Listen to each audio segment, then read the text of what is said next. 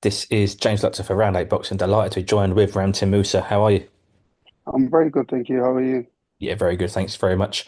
Let's take us back. I want to know what was your earliest boxing memory. Oh, earliest boxing memory. When I first stepped in the gym. Yeah, just like walking in, obviously the hustle and bustle, loads of people in the bags.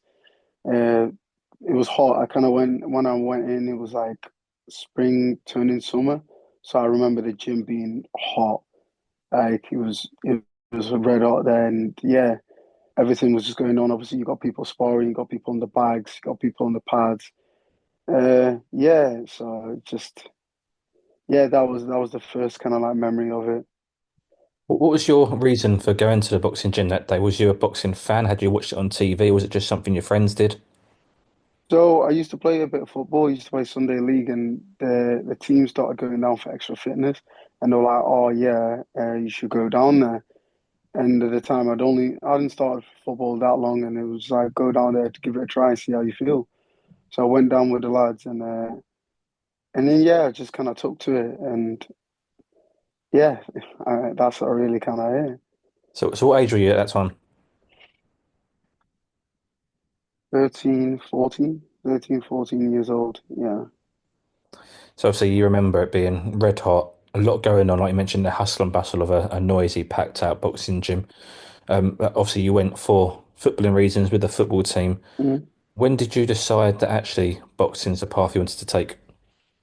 So it got to like the last season of football, and I think it was like 16 when you push it onto college, and then it was like, oh, do I still try and because like some of my mates were trying to do like semi-pro football, and like obviously I had a few issues when I was like boxing in like nationals and that. I was still playing like Sunday league, so like I'd end up boxing and then say like I'd end up one time someone snapped me like in football, completely wiped me out. And then I was supposed to be boxing later on that week, and my coach went absolutely mad at me. He was like, "You need to quit that football. Like it's no good for you. Like you kind of need to pick because you can't turn around, be having fights. So like I'd fight and then on fight on Saturday night and then turn up on Sunday morning for a football game, and it just like it wasn't realistic. And obviously, then I started having to miss games for fights. So you get to an age you just have to pick one or the other, and I stuck with boxing. It was more of my passion. Like I enjoyed football because I was friends with everyone. It was just good crack, and it's just like who doesn't like play football with your mates? Absolutely. So when did it become a passion? You mentioned there boxing became your passion. When was the turning point for you? What age were you and why did it become a passion? Um, I think it was around the same age that it's like, oh, I had to drop football. I started like winning like regional titles and stuff like that. I was bordering on national champion at the time, and I was like, I think in my last season of football. No, not actually. I didn't even. Yeah, I didn't won my national title then, but yeah, I was just like, oh, like there is a potential here for something. So, and I just like when you enjoy something, I feel like you just naturally excel, and I did enjoy what I was doing. So yeah, I just kept on excelling and getting better and winning more. And obviously, when you win more, you want more. Absolutely. Was it sort of that sort of age and that time when you realised that actually you could pursue something further in boxing? You realised that you was good at it. Obviously, your coach is giving you that feedback. Was that around that sort of time where you thought, actually, do you know what, this could be a potential career, or was it still a bit of fun for you? At that age, it was still a bit of fun. It was just kind of like, oh yeah, this is. I think it became a bit more real when I won my first ABA title. Um, like my youth one, I won that one, and then I got a letter from England saying like, oh, you can represent the country, and I was like, oh. And then after that, I actually got a letter. Not long after, I think I went. I didn't end up going to the youth Commonwealth because of passport issues at the time, and then I went to the youth Europeans. And then after that, I got a letter from Team GB saying I was up for trials, and I was like I could actually box for Great Britain here. I was like, this is actually, yeah. I think that's the moment that I kind of hit home. I was like, this could be something real, or this is something that I could potentially do as a job. And yeah, I kind of just never looked back since then. What was it like to decide to dedicate yourself to the sport of boxing? Mm, I don't know. I felt like I was half drifting into that way. I feel like with boxing, especially when you're the national, like when you hit like national stage in boxing for England, you're basically a full-time like boxer anyway. Like you're not training twice, three times a week down at your natural club. You're training every day or like 5 days a week. You're doing extra runs outside. You're doing circuits. And then obviously when I went to England and stuff like that, like winning the national title, I realized then I was training like twice a day, once a day here, and you realize then it's like, oh, like this is what it takes. And when I went to England, then we're training every day for like a week, twice a day, and then so it just all started clicking. It was like, oh, like to be a top level athlete, this is what it takes. Talk to me about the sacrifices that people have to make to be a boxer full time. Obviously, diets, etc., involved. What's the hardest period of your amateur career been? Oh, the dieting's complete. I don't mind the training, but it's the dieting, like not being able to have. I remember like, oh, I did like little stupid things like when I was younger, I didn't really understand nutrition and I was just trying to cheat the system. So my friend would be like, oh, you can come around and have a Chinese at mine. So I'd go have the Chinese and then turn around like go on a run afterwards. And it's like just so I could have. And but obviously, like understanding it now and knowing, it's just the sacrifices you have to make. You have to give up what you want the most, but you get a lot more in return. You mentioned you enjoy the training part of it. I want to ask you about some sparring stories. Who have been your toughest spars? Who have given you your best work? Who's given you your best advice? Ooh, so I used to spar Anthony Fowler when I just came up. When just before I got into GB, I was sparring him quite regularly. He was tough, like because he hit hard. Like yeah, he could really whack, and he was just like an out and out good boxer. Ooh, who else? I think I've spotted a lot of people. I just kind of certain people. I don't know. Like even in amateurs, like you always have a good spot. Like I always had a good spot with like Aaron Bowen, Taylor Bevan, because like you know each other. You kind of get to a point. It's just like at GB, you just kind of go for it. Like I don't know. You just have good spots. Oh, who else? Denzel Bentley is a good spot. It's quite awkward, quite tricky. Because he moves quite a lot and uses like he's quite defensive, so he's quite tricky to kind of hit like flush. He's always like half right in a shot or kind of skipping away or getting away from it, so he's quite tricky. I've sparred numerous people, but those are the ones that kind of like stick to me. If you probably mentioned some other names, I'll be like, oh yeah, I remember that, but it's too far between really. What's it like, obviously, when you come into tournaments? So you mentioned there Taylor Bevan, Aaron Bowen. Mm, I'm sure you sparred George Crotty as well. And these guys, yeah. you fought as well. You competed against these in fights and tournaments and competitions. What is it like to train with them one day and then fight them the next day? Do you find it more fun? Was there a bit banter between you guys, or what's that like? Is that hard? Uh, For me, I never took it like personally. Like it just depends on the person. Like some people are quite like all right, other people are a bit standoffish. So I try and reciprocate whatever energy you give to me. If you're quite nice and outgoing to me, like I'm gonna be completely the same. But if you're very standoffish, don't want to talk to me, making it quite weird, I'd just be like, fair enough. Like I can understand why you're being like that, but personally, I'm just not like that. Like I know it's literally strictly business. It's nothing personal to you. You're just in the way. Yeah, there's somewhere I want to get, and you're the person that's been put in front of me, and you're the person blocking me from my goals. You mentioned out of those names there, probably the biggest in terms of professional ranks is Denzel Bentley, and Yeah, probably the most advanced in his career as well, to be fair. Was that a recent spar with Denzel? yeah. I actually sparred him a couple of weeks. I've sparred him over the last couple of years, but I sparred him probably like 2.5 weeks ago. Went to the Peacock Gym, and I think.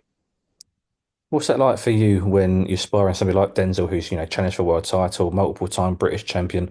and you're holding your own, you're doing well in sparring. What's that like for your confidence? Like obviously, I've always had like belief that I am that good, but it just what it does is just a little bit more assurance that you are who you say you are, and you are like if you get in there, you're giving good rounds. They want you back. You want to be back, and it is competitive the whole time. And supposedly he's won this and that. It gives you confidence to know that you're on the right track. And I've had no pro fights, but I can easily go in there and hold it. And we have good spars. I was sparring. I actually Dan Aziz. So I actually, when I last went there, I sparred Dan, and then afterwards, thereafter, did a couple rounds with Denzel. So it just shows, for me, shows me that I am more than capable. Because if I'm not, like, I'd be getting dropped and I'd be getting out of there. So I know I'm doing more, and they always they're always keen to have me back. And they was like, oh, if you want a tough spar or you want good rounds, and someone that isn't your own just gonna walk over, they know who to call. That's it. And I suppose for you as well, you can go down to the Peacock Gym. Any Martin Barras fight is going to be a tough spar anyway, Yeah. down at the Peacock there, like you say. And I suppose for you as well, mentioned there, doing back-to-back Dan Aziz and then Denzel Bentley. That Mm. also shows what level you're at as you're heading into your pro career. Yeah, that's it. And it's just like Tony's a big believer in pushing. Like he pushes us hard constantly. Like they'll never be excused that I wasn't fit enough. Like just by doing the basic training that he does will make sure that you're fit enough. Like he oversees the running, the weights, everything. Like the man's very dedicated in training you. So um yeah, when I got there, he was like, "Oh, you today?" He's like, "Oh, you're doing 8 rounds." I was like, "Huh?" I was like, I was like, "Oh, like I'm only really technically." I thought I was only a 6 round fighter to start off with. He was like, "Nah, we're doing 8 rounds today." But like, yeah, and it's like sometimes you don't almost believe it yourself, but then you get in there and doing like, oh, like I am capable of it, and obviously it's showing through the training that I've been doing that I can, and I'm physically capable of doing that, and what I'm learning in the gym with him is paying off, and it's coming through the spars and everything like that. Absolutely. Well, I was going to come on to Tony Sims. You trained by Tony. How did that link up happen, and how's it been to learn from one of Britain's best coaches? So it kind of happened because my manager, part of the management team, Sal Job, Mm, I actually met up with Tony whilst he was on the way to one of the Saudi shows. They were both going over. So, and then Sal was like, "Oh, I've got a fighter. His name's Ramtin. I think he'd be really good, and I'm going to try and send him down to come train in your gym and see how you fit or whether you like him or not." And he obviously did a little research, and he was like, "He actually quite liked me." He dropped me a message, so I replied, and I was like, "Oh." Originally obviously seeing it from outside. Obviously they say never judge a book by its cover, and obviously I just didn't know obviously the thought of moving to Essex. Ideally I would have preferred to find somewhere like close to home, Manchester, Cheshire, Liverpool, anywhere in that area. uh, I was going to try and commute every single day, or like, yeah, moving 4 hours away was not in my in my head at the time. So I was like, there was a lot of like downfalls to supposedly moving down here. I was just like, oh, I don't know. But then I came down here, and then I had like one pad session with him, and I was like this guy is like, it was first of all, he's like he's actually a nice person, genuine nice person, and like I really got along with him. And half of the time, like with picking your coach is someone you get along with. If I'm going to spend constant hours with you, days, training camps away with you, I've got to get along with you. I've got to like you. If I don't like, no, obviously, if I don't like you, what's the point? If you know what I mean? Yeah, I've got to like you as a person or understand. Because yeah, like I said, I've got to put my trust into you. And genuinely, he was a nice guy. I really got along with him. And then obviously, I like the whole work ethic and how much he pours into like training you. Like some people do it as a job, whereas like he does it more as a lifestyle. He's there in the morning for the runs. I had sprints this morning. He's the one that did the sprints this morning, the hill sprints. All the runs he does, he oversees the strength and conditioning. He checks up on my weight, my nutrition, everything. He does like to oversee everything, which I kind of like. Whereas I don't, for him, it's like I said, it's not just certain people just come, you come into the gym, they do your pads, do you sparring.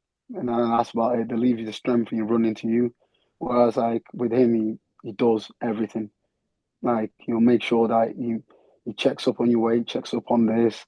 Like even late at night, I'll be in bed and I'm like, oh, 10 o'clock, and then I get a video, and I look at the video. It's like video from Tony Sims on a reel from Tony Sims. Look at the way he's rotating his hips. I'm like, mate, it's 10 o'clock at night. But yeah, but that's the kind of like enthusiasm that I liked because obviously, if I'm gonna pour my heart and soul into this and try and become make it to the top, then I want the person training me or the team of people that got around me to do the same. So, and he reiterated the energy that I wanted, and it just fits really well.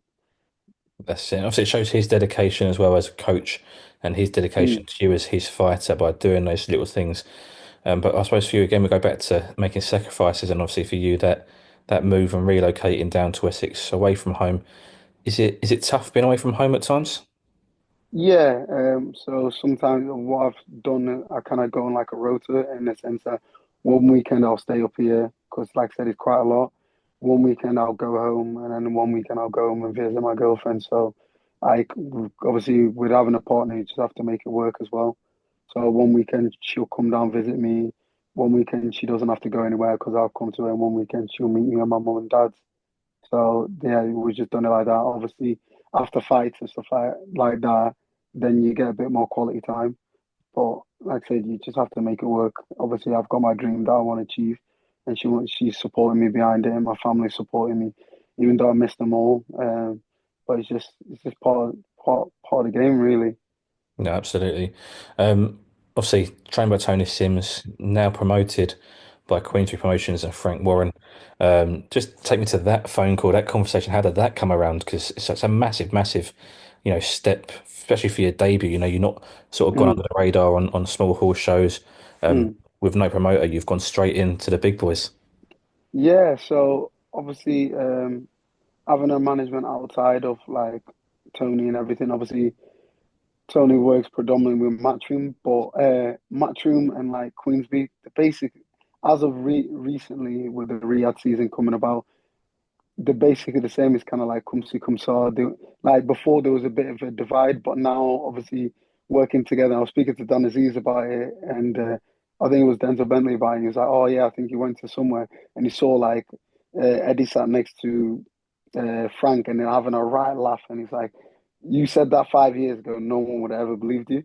But like, it's just bridged the gap for people to kind of work together, and it's worked out the best. And obviously, I'm on a great platform with Queensbury, and I feel like I'm going to grow there and get the best out of myself being on that platform. Also, you mentioned there about Riyadh season and Saudi, and we've seen the 5v5 between Mm, Queensbury and Matchroom previously. There's going to be another one this year, I believe, June, July time. So I'm sure there'll be yeah. in the future as well. One day, potentially, you're on one of these cards against one of Eddie's fighters, maybe Aaron Bowen. Oh yeah. I'd love a showdown with like anybody really, or one of the ex-QV lads. I feel like we'd always make a good fight. It's always entertaining, especially he's got an exciting style, and I feel like I've got an exciting style. So, and any of the other ones from Xbox or from GB around my way, then yeah, 5v5, I can definitely see that happening. And I'll definitely be something I'd be up for. Professional debut is fast approaching now. Talk about your Mm. emotions at this stage, nerves, excitement. What are you feeling currently? Obviously, I'm very excited, but like I'm very fixated on my training. Like I'm just looking at mentally, physically getting myself in the best shape possible, eating good, training hard. Just trying to, yeah, like I said, I'm not really thinking about the fight. I'm just trying to work on my craft and work on the stuff that Tony thinks I need to work on. Just trying to get a bit more adjusted to the professional boxing. It's completely, it's not completely, but it's a lot different to amateur boxing. So just yeah, I've just been more focused on that than actually thinking of the show, knowing that I've got something upcoming. Um, but then obviously like there's been other things like selling tickets, sorting out sponsorship. It's all kind of like new to me. So, but I've got a great setup at home, like with family and friends helping me out with everything like that. They've kind of taken a lot of like relief off having to do that on my own. Um, yeah, having to do it on my own. So that's been a massive, massive help. Uh, I've got an absolute great support system. I can't fault a single person. Obviously, management do a good job. Anything that I kind of need, I let them know, and they get Sal and Ollie get it done or get back to me as soon as possible with any inquiry. So there's not like, and obviously, like I have John Ryder there, so Jimmy Sains, George Liddard, they've all kind of been there, done that. So you can't get any better advice from people that are currently boxing or have boxed in the past at the highest level. So yeah, just any questions I kind of just inquire or ask them, and they kind of show me how they used to do it, or they were like, I did it this way. I think you should do it that way, or do it the same way, or maybe do this or that. So, and yeah, great support system. I've got help from all sides, so I can't really complain at all. When not only that as well, great in-house sparring for you as well, available at any time. Yeah, yeah, 100%. It's like, yeah, there's nothing better. Like, obviously, chasing around sparring, it's always hard. Like, if something happens, or this happens, or someone's uh, someone's away, or anything like that. Whereas, like, everyone in the gym is, you've got middleweights, and obviously Spider, Craig Craig Richards has joined us. Is another person in house. I was sparring him last week, getting him ready for his fight. And yeah, so it makes it even better. So like we're all bringing each other on. Absolutely. Listen, I believe you're a big believer in manifestation. Now, I know you've said that you're not thinking about the fight just yet, but have you visualized it yet? Have you visualized what will happen April 5th in the ring, or when does that come in when you do start to visualize this? Uh, Obviously, I've started visualizing. All I see is a win. That's it. It doesn't matter how it comes, but I see a win. But knowing myself, I see a ferocious win. Absolutely. I mentioned about emotions, nerves, excitement, etc. In terms of fight night, do you know what to expect when you're making your ring walk? Are you expecting and expected? Are you Is that the part you're excited about? You know, that ring walk, the first bell, the final bell, the arm being raised. So obviously, having the good thing about obviously having 100 amateur fights abroad in this country, I boxed at quite reasonable levels and capacities. So like I've kind of been through these motions over and over again, over and over again. So I kind of know what to expect. It'll be a little bit more potentially for my pro debut because obviously bigger venue, more people, a little bit more cameras and glitz and glam. But I still, yes, I'm still the same. Me, like I don't really try. My biggest thing, I don't try and stress myself out. So I won't really worry about things until I'm there. So I won't think about the fight or the opponent. I just get myself physically and mentally prepared. I've got a good way. I tend to switch off. Like I tend to switch off until it's go time. And I've learned it's the best way for me. And it obviously obviously you'll get nervous, but that's the best way for me to get like rid of nerves. I don't think about the fight. I have a good crack with my mates and my family and that. Like I try not to talk about boxing, just like kind of just like mess around. Just I watch, yeah, watch programs. I won't watch anything like too serious. Stuff that would just like zone me out or like take my mind away from the upcoming bout. And then obviously when I need to lock in, I'll lock in. And then obviously that way you don't have all this nervous energy, nervous energy just eating up on yourself because then it takes a lot out of you. People don't realize that, but it does. And like, I don't like being around the venue too much. Like, obviously, with amateur tournaments, you'd have to be at the venue potentially like all day or anything like that. But I like the way the pros are set up. You basically turn up for your fights and that's it. Um, so yeah, I just try and just do whatever, and then when it's ready, when it's go time, then it's go time. Definitely. Well, Ramtin, we'll look forward to a ferocious win come April Thank 5th. you. But thank you for your time. I'm looking forward to it. Okay, thank you. I really appreciate it. It's been a great interview. Thank you very much.